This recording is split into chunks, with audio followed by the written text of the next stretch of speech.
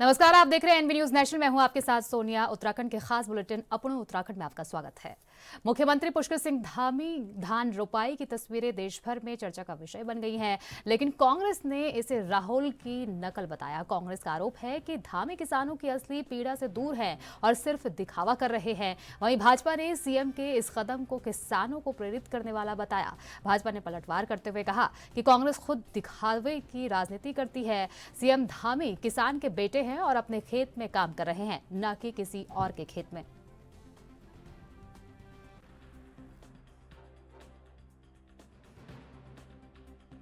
नहीं, हम कहीं विरोध नहीं करें। धान लगाने में विरोध क्यों करेंगे? हम तो ये कह रहे हैं कि आपदा आ रही तो आप हेलीकॉप्टर से दौरा कर ले रहे हैं और आज धान रुपाई कर रहे हैं। जब 700 से ज़्यादा किसान मरे हजूर, उस समय आप बोलते तो हमको आज आपका धान लगाना अच्छा लगता। अगर आपने जो उत्तराखंड में पहले किसान ने आत्महत्या की आपकी विधानसभा में खटीमा में हुई थी, तब मैं डिप्टी लीडर था, मेरे पहुंचने के 2 दिन बाद आपने रिएक्शन दिया था। तो ये आप किसान के असली हितैषी हैं, आप मुख्यमंत्री हैं हजूर। हम तो ये कह रहे हैं मडवा, झुंगरा, हमारी माल्टा, हमारी नाशपाती, हमारी छुआरा, इनको समर्थन मूल्य करा दीजिए ना। किसानों का हित हो जाएगा। हमारे पहाड़ में तो खेती के साथ साथ हॉर्टिकल्चर का ज़्यादा है, आप इसमें कर दीजिए। और मैदानी क्षेत्रों के लिए भी आप कुछ कर दीजिए। गन्ने का समर्थन मूल्य आप नहीं बढ़ा पाए। आपने कैबिनेट मीटिंग में उस मामले को रखा और लेकिन उसके बाद 1 रुपया नहीं बढ़ाया। तो इससे बड़ा छलावा और क्या हो सकता है? एक तरफ आप रुपाई कर रहे हैं, दूसरी तरफ आप किसानों की मजाक उड़ा रहे हैं, उनकी पेमेंट्स क्यों नहीं कर रहे? गन्ने का भुगतान नहीं हो पा रहा, गन्ने का समर्थन मूल्य नहीं बढ़ रहा। वो उसकी मांग कब से हो रही है? एक जो लाला है, जो व्यापारी है, वो 10 पैसे की चीनी को 1 रुपये में बेच सकता है, लेकिन जो गन्ना बोता है, जो उसके लिए तैयारी करता है, वो करता है, उसको चीनी का, उसको गन्ने का क्या मूल्य मिल रहा है? इसको समझ। एक सैसे जो है 1 रुपये का मिल रहा है, उसमें अगर आप तोल के हिसाब से करें, वो 10 पैसे की चीनी बैठती है। तो व्यापारियों को लाभ करवा रही है आपकी सरकारें, लेकिन किसानों के लिए नहीं सोच रही। आपका धान लगाना, हम तो कह रहे हैं आप रोज लगाओ धान, लेकिन आप किसानों के लिए कुछ करो। पार्टी के युवराज राहुल गांधी जी दूसरों को खेत में जुताई करने जाएं, रुपाई करने जाएं, तो उनके लिए वो प्रेरणा का काम करते हैं। लेकिन हमारे मुख्यमंत्री माननीय पुष्कर सिंह धामी जी स्वयं अपने खेत में जुताई करके रोपाई करते हैं, तो उनके पेट में दर्द होता है। मुझे लगता है कांग्रेस पार्टी के नेता कहीं न कहीं भारतीय जनता पार्टी के नेताओं के द्वारा जो एक अच्छा कार्य किया जा रहा है, एक अच्छा संदेश देने का काम जो किसानों में किया जा रहा है, उससे उनको कहीं न कहीं परेशानियां हैं। मुख्यमंत्री पुष्कर सिंह धामी ने दिल्ली में राज्य के 3 होनहार कराटे चैंपियंस को सम्मानित किया। मुख्यमंत्री ने कहा कि सम्मानित किए जा रहे सभी प्रतिभाशाली खिलाड़ी राज्य के उज्जवल भविष्य की नींव हैं। उन्होंने कहा कि इन खिलाड़ियों ने अपने खेल प्रतिभा से अपने माता पिता के साथ ही उत्तराखंड का नाम मान भी बढ़ाया है। तीनों खिलाड़ी अनामिका, मैत्री और क्रियांश ने कोलंबो, श्रीलंका में आयोजित 9वीं साउथ एशियन कराटे चैंपियनशिप में भारत का प्रतिनिधित्व करते हुए रजत और कांस्य पदक जीते हैं। मुख्यमंत्री ने इन खिलाड़ियों के उज्जवल भविष्य की कामना की तथा भविष्य के आयोजनों में सफलता के लिए शुभकामनाएं भी दी। इन खिलाड़ियों का चयन कराटे इंडिया ऑर्गेनाइजेशन द्वारा देहरादून में आयोजित राष्ट्रीय कराटे चैंपियनशिप में उत्कृष्ट प्रदर्शन के आधार पर किया गया था।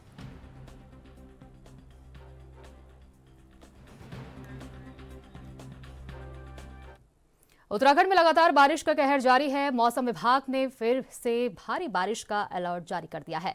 मौसम विज्ञान केंद्र के निदेशक विक्रम सिंह ने बताया कि देहरादून, टिहरी, बागेश्वर और नैनीताल में भारी वर्षा की संभावना है। इसके अलावा पौड़ी, चंपावत, पिथौरागढ़, चमोली और रुद्रप्रयाग में भी भारी से बहुत भारी बारिश हो सकती है। 10 और 11 जुलाई को बारिश की तीव्रता कुछ कम हो सकती है, लेकिन सतर्कता बनाए रखने की जरूरत है।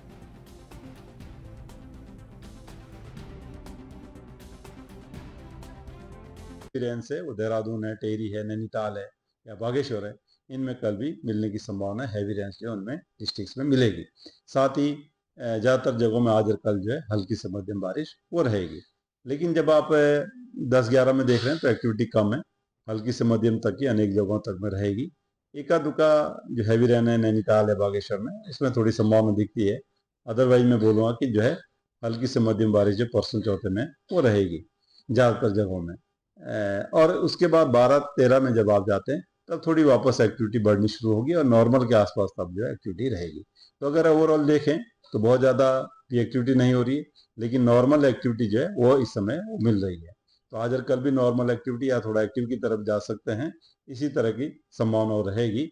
और लगातार ही बारिश मिल रही है, तो सभी डिस्ट्रिक्ट में केवल अगर देखें इस समय जो डेफिशिएंट है मंथ मानसून सीजन के दृष्टिगत जनपद नैनीताल में संभावित आपदा की स्थिति से निपटने हेतु जिला प्रशासन द्वारा सक्रियता दिखाई जा रही है। इसी क्रम में अपर जिलाधिकारी प्रशासन विवेक रॉय द्वारा नगर निगम सभागार हल्द्वानी में नगर निगम और नगर पालिकाओं के अधिकारियों के साथ आपदा पूर्व तैयारी को लेकर समीक्षा बैठक आयोजित की गई। अपर जिलाधिकारी ने बताया कि मानसून के दौरान जलभराव और अतिवृष्टि के कारण उत्पन्न होने वाली आपदा की स्थिति से निपटने के लिए प्रत्येक 2 वार्डों पर एक अधिकारी की तैनाती की गई है। ये अधिकारी क्षेत्र स्थिति की निगरानी कर रहे हैं और समय से पूर्व सफाई, अतिक्रमण हटाने तथा अन्य आवश्यक तैयारियों को गति दे रहे हैं।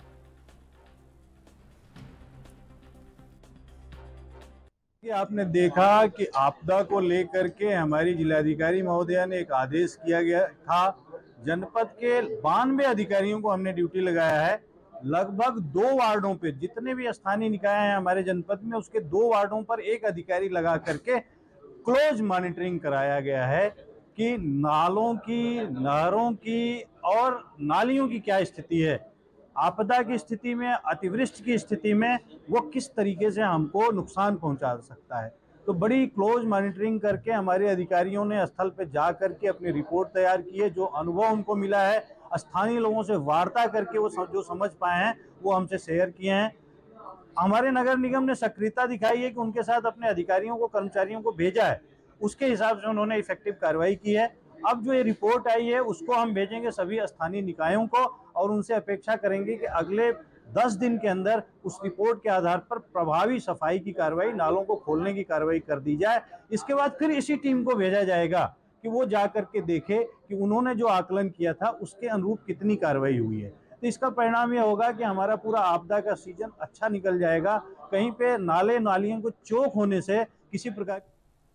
कैबिनेट मंत्री गणेश जोशी ने ऋषिकेश में पूर्व मंत्री प्रेमचंद अग्रवाल संघ प्रदेशीय मौन परिषद उपाध्यक्ष गिरीश डोभाल के कार्यालय का उद्घाटन किया। इस मौके पर मंत्री जोशी ने मौन पालन से किसानों को हो रहे फायदे गिनाए। कहा, सीएम धामी के नेतृत्व में मधुमक्खी पालन किसानों की आय का सशक्त जरिया बन रहा है। गिरीश डोभाल ने युवाओं से इस योजना से जुड़ने का आह्वान किया। हाउस ऑफ हिमालयाज जैसे प्रोडक्ट्स को वैश्विक पहचान दिलाने के लिए आउटलेट स्टोर की पहल भी की जा रही है।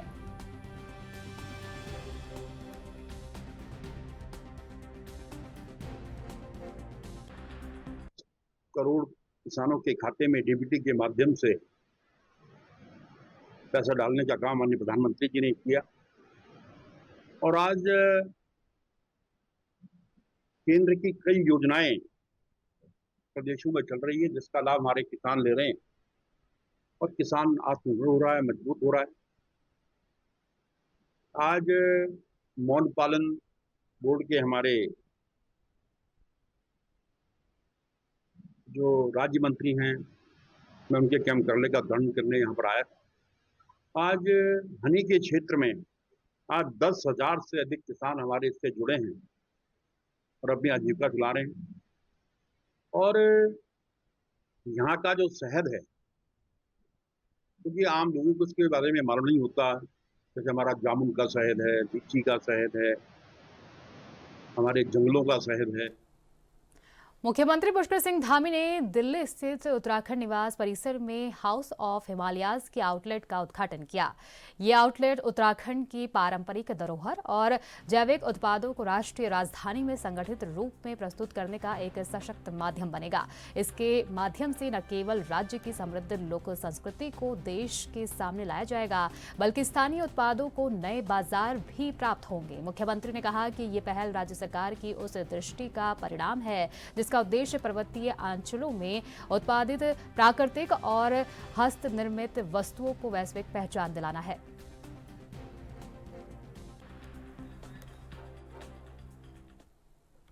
मानसरोवर यात्रियों का दूसरा दल टनकपुर टीआरसी पहुंचा, जहां कुमाऊं मंडल विकास निगम अधिकारियों और मां पूर्णगिरी पर्यावरण संरक्षण समिति टीम द्वारा फूल माला पहनाकर भव्य स्वागत किया गया, जिसके बाद यात्रियों ने पौधारोपण किया।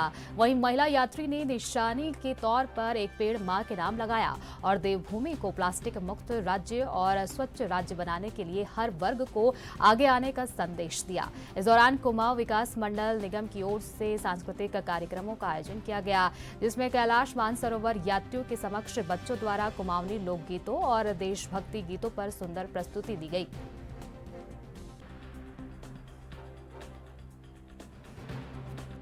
चीज़ों के आप सपने देखते हैं कि बड़े होकर ये करेंगे वो करेंगे, तो कैलाश मानसरोवर की एक ऐसी यात्रा है जो हम सब भारतीय सनातनियों के मन में कहीं ना कहीं बहुत बड़ा घर बनाए रहती है कि हमें लगता है एक बार तो जाना है, मगर वो जो भी कारण रहे वो पूर्ण नहीं हो पाता। पर मुझे बहुत प्रसन्नता है कि इस बार हम उसे पूर्ण कर पा रहे हैं और जो भावना है वो बिल्कुल श्रद्धा की भावना के साथ हम सब लोग जा रहे हैं और उसको शब्दों में व्यक्त भी नहीं किया जा सकता। क्या क्या मन में चल रहा है, क्या मस्तिष्क में चल रहा है, शब्दों के परे है वो।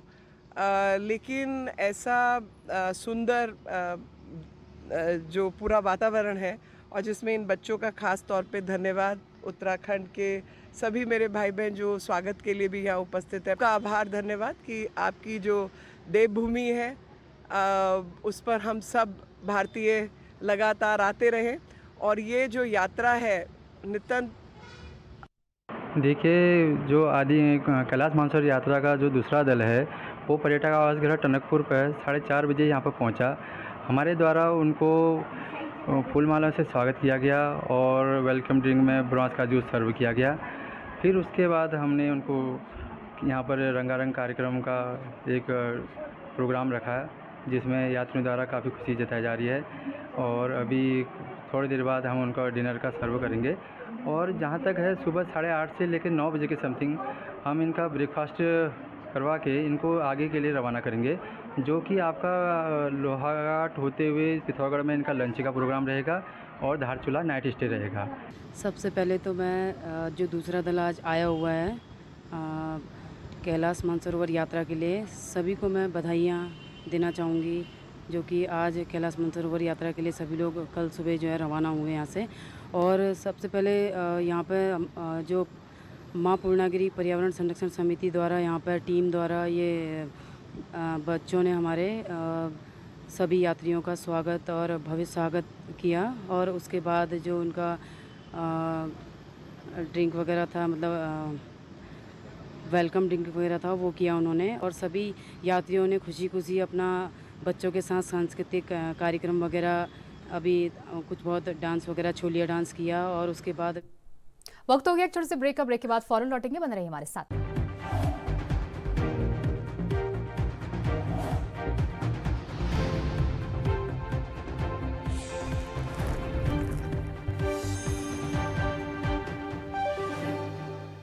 ब्रेक के बाद स्वागत है। अगली खबर का रुख करेंगे। चारधाम यात्रा ट्रांजिट कैंप परिसर में ऑफलाइन पंजीकरण करने वाले 90 से अधिक निजी एजेंसी कर्मचारियों को 2 माह से सैलरी नहीं मिली है। जब उन्होंने वेतन मांगा तो एजेंसी ने उन्हें नौकरी से निकाल दिया। परेशान कर्मचारी सहायक श्रम आयुक्त दीपक कुमार से मिले और लिखित शिकायत सौंपी। अधिकारी ने एजेंसी को 2 दिन में वेतन देने के निर्देश दिए हैं। वेतन नहीं देने पर कड़ी कार्रवाई की चेतावनी भी दी है।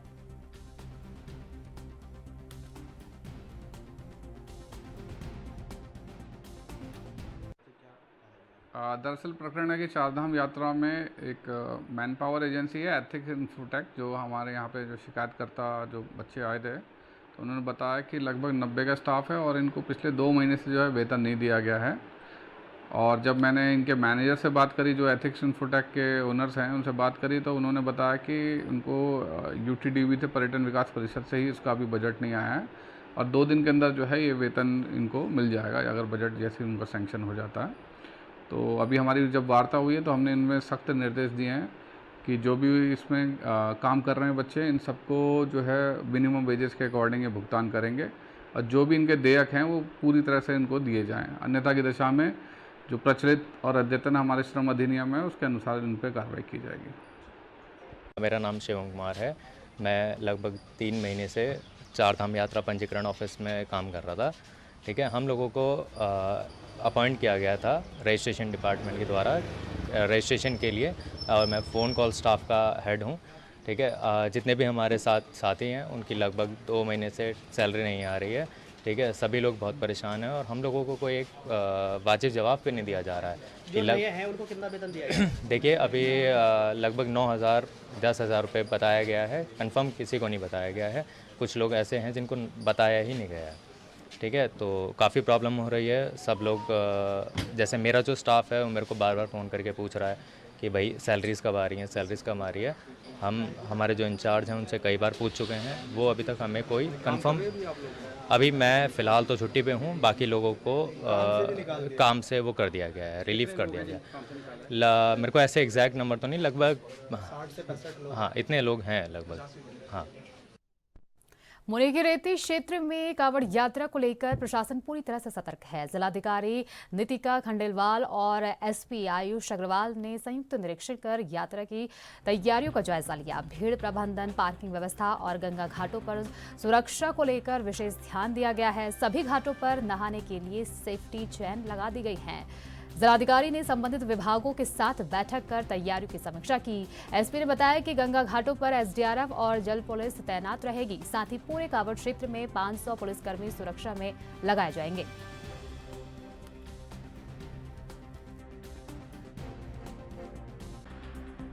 देखिए, आगामी कांवड़ यात्रा को देखते हुए पुलिस के द्वारा पूरी तैयारी कर ली गई है। जो भी हमारा ट्रैफिक प्लान रहने वाला है, डाइवर्जन प्लान रहने वाला है, उसकी पूरी तैयारी कर ली गई है। और जो संबंधित विभागों से अपेक्षाएं थी, कुछ जगह पर बैरिकेडिंग की जानी थी, व्यू कटर्स लगाए जाने थे, वो सभी काम भी करवा लिए गए हैं और कुछ अंतिम चरण में है और मुझे उम्मीद है कि बहुत जल्दी वो पूर्ण हो जाएंगे। गंगा घाटों के किनारे जो हादसे होते हैं लगातार, सर उसको लेकर, सुरक्षा को लेकर आपकी ओर से देखिए, सिंचाई विभाग के द्वारा उसमें डीएम महोदय के इंस्ट्रक्शंस पर सभी जगह पर चेन्स लगा दी गई हैं। इसके अलावा पीए सिस्टम भी रहेगा, लगातार अनाउंसमेंट होता रहेगा कि जो भी लोग पर्यटक वहाँ पर आ रहे हैं वहाँ पर सेफली वहाँ पर वो स्नान करें। इसके अलावा हमारी जल पुलिस की टीम भी रहेगी, अगर कोई घटना भी होती है तो तुरंत उसमें रिस्पॉन्ड करके रेस्क्यू करने का कार्य करें। सर, मेले में लगभग कितनी फोर्स तैनात रहेगी इस बार? देखिए, लगभग देखा जाए तो कुल मिलाकर लगभग 500 जवान हमारे, इसमें कि पुलिस के हमारे एसडीआरएफ, पीएसी, होमगार्ड, पीआरडी सब मिलाकर लगभग 500 जवान हमारे टिहरी क्षेत्र में कांवड़ ड्यूटी में रहेंगे। देहरादून में अनाधिकृत मोबाइल टावरों के खिलाफ जिला प्रशासन ने सख्त कार्रवाई शुरू कर दी है। अब तक 30 मोबाइल टावरों को सील किया जा चुका है। डीएम सवीन बंसल ने कहा, मोबाइल टावर केवल कंपनी और उपभोक्ता का मामला नहीं, बल्कि इससे पूरे क्षेत्र पर प्रभाव पड़ता है। बिना अनुमति, असुरक्षित इमारतों और गैर पंजीकृत जमीन पर लगे टावरों से न केवल लोगों की सुरक्षा खतरे में पड़ती है, बल्कि राज्य को राजस्व का नुकसान भी होता है। प्रशासन अब हर टावर की तकनीकी व कानूनी जांच कर रहा है।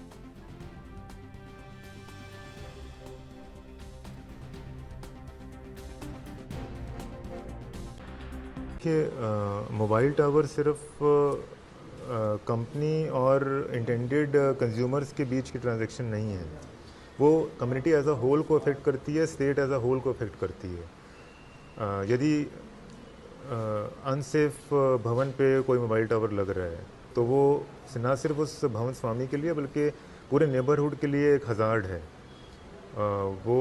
उसमें अगर कोई भी अनटोवर्ड इंसिडेंट हो गया तो कई सारा क्षेत्र और फैमिलीज इफेक्ट होंगी। सेकेंडली, अगर वो सरफेस पे भी लग रहा है, ज़मीन पे भी लग रहा है और उसका रजिस्टर्ड एग्रीमेंट नहीं है तो स्टेट को राजस्व की हानि हो रही है, क्योंकि वो स्टैम्प शुल्क, रजिस्ट्रेशन शुल्क जमा नहीं कर पा रहा है। और थर्डली, अगर बिना बगैर अनुमति संचालित हो रहा है तो जो उसका रेडिएशन बैंड है वो टर्म सेल जो हमारा रेगुलेटर है वो चेक करता है। यदि उसके द्वारा वो चेकिंग नहीं हुई है तो नोबडी इज श्योर। उत्तराखंड के पौड़ी जिले के लाल उत्तम सिंह रावत ने जापान में आयोजित एशियन पावर लिफ्टिंग चैंपियनशिप में शानदार प्रदर्शन करते हुए बेंच प्रेस प्रतियोगिता में सिल्वर मेडल जीता है। उन्होंने 74 किलोग्राम वेट कैटेगरी में भारत का प्रतिनिधित्व किया और अपना नेशनल रिकॉर्ड भी तोड़ा। प्रतियोगिता में 25 देशों ने भाग लिया। मेडल सेरेमनी में उन्होंने गर्व के साथ तिरंगा लहराया। भावुक होते हुए उत्तम ने कहा, हर लिफ्ट में तिरंगा मेरे साथ था और आज मेरा सपना पूरा हुआ है। उनके इस ऐतिहासिक प्रदर्शन ने भारत और उत्तराखंड का नाम रोशन किया है।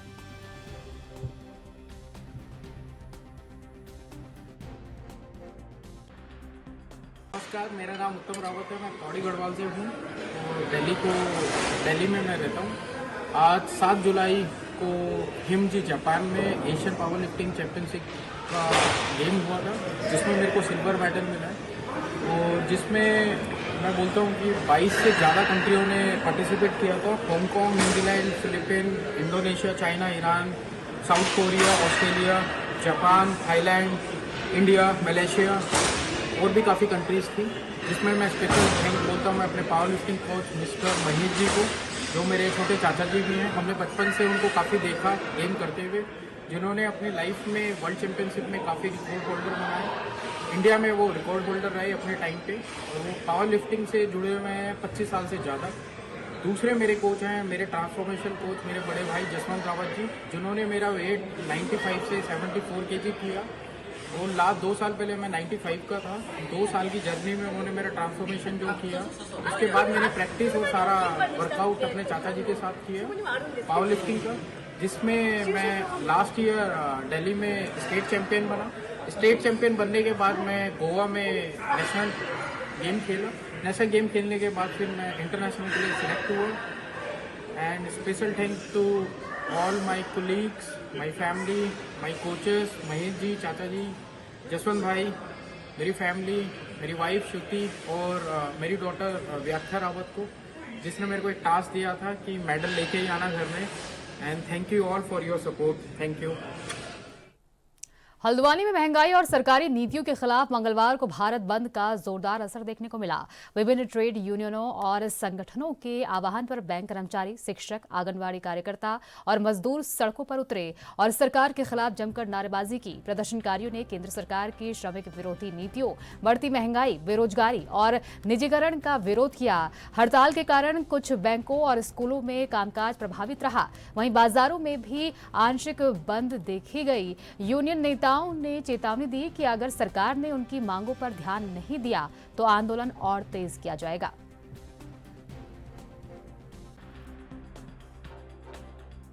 संगठन से हैं GGIC इंटर कॉलेज के, और हम सरकार से इस गुस्से में हैं। एक तो सरकार कहती भोजन माताएं, हम लोगों को इतना बड़ा नाम दे रखा भोजन माताओं का, लेकिन हम भोजन माताओं का जैसा कोई काम नहीं है। सरकार से हमें यही लड़ाई है कि हमें न्यूनतम वेतन दिया जाए और हमें स्थायी कर्मचारी किया जाए। और सरकार जब वोट मांगती है तब तो हमारे घरों में आती है, कभी फोन में मैसेज डालती है कि आपका वोट वहाँ है, आपका सेंटर केंद्र वहाँ है, ये है वो है करके। और जब हम उनसे मिलने के लिए, सरकार से मिलने के लिए जाती है, हमको रोक लगा दिया जाता है। हम इस चीज के लिए रोक क्यों लगाया जाता है? सामाजिक सुरक्षा सरकार खत्म कर रही है, उसको बहाल करे। कर्मचारियों को न्यूनतम वेतन 36,000 रुपया महीना दिया जाए और जो ठेका प्रथा है इस देश के अंदर उसे खत्म किया जाए। और देश में जो सरकार नए तरह के कानून ला रही है जिसमें यूनियन का अधिकार छीना जा रहा है, यूनियन के माध्यम से लोग अपना हक अधिकार ले पाते हैं, उसको छीना जा रहा है। ये सब चीजें बहुत विकराल तौर पर हो रही हैं। सरकार इसमें वर्कमैन का, कर्मचारियों का प्रोटेक्शन करने के बजाय उनको दंडित कर। बुलेटिन में फिलहाल के लिए इतना ही। देश और दुनिया से जुड़ी तमाम बड़ी खबरों के लिए देखते रहिए ANB न्यूज़ नेशनल।